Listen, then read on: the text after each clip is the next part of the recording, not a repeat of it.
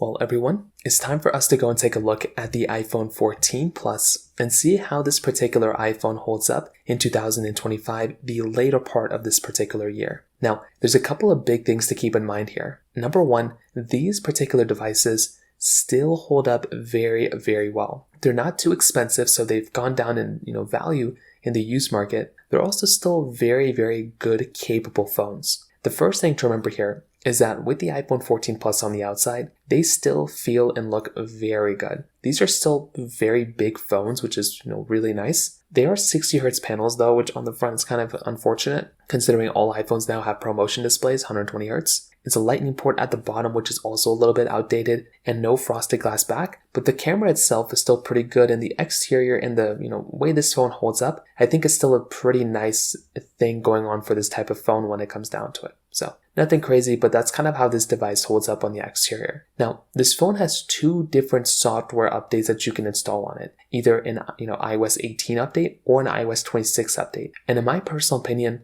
going up to something like the iOS 26 update right now probably would not make a lot of sense. And the reason for that is because I would imagine that if you're going to go through and install iOS 18, that is going to be giving you a much more stable experience with less lag and better battery life. So if you're going through and installing a version of software, I would probably recommend sticking with iOS 18 because, 18.7.2 in particular, because that one is going to be giving you a much better type of experience in terms of software, and it's going to be giving you less lag, less glitches, different things like that. I think iOS 26, when it becomes a little bit more stable, it's going to be a really good version of software.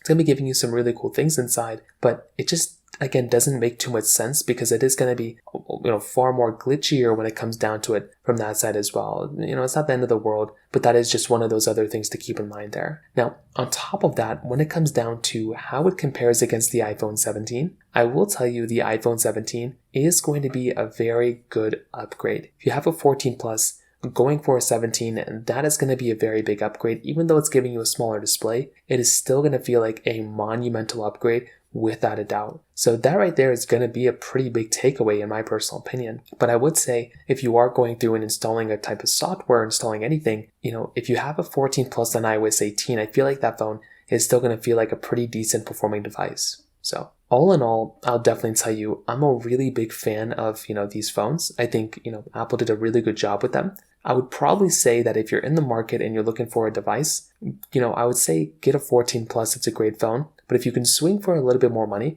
I would probably recommend buying something like an iPhone 15 Pro or an iPhone 14 Pro. Even a 14 Pro would be better. If those types of phones make more sense than maybe buying something like an iPhone 14 Plus. But the 14 Plus is still giving you a really good type of experience when it comes down to it. So from that side, that kind of covers it up there. If you have any other thoughts or questions, please let me know in the comment section below. Hit the like button, that'll mean so much, but definitely hit that subscribe button. More importantly than everything else, I love every single one of you guys. Hopefully I'll catch you guys in the next video. Peace out till then.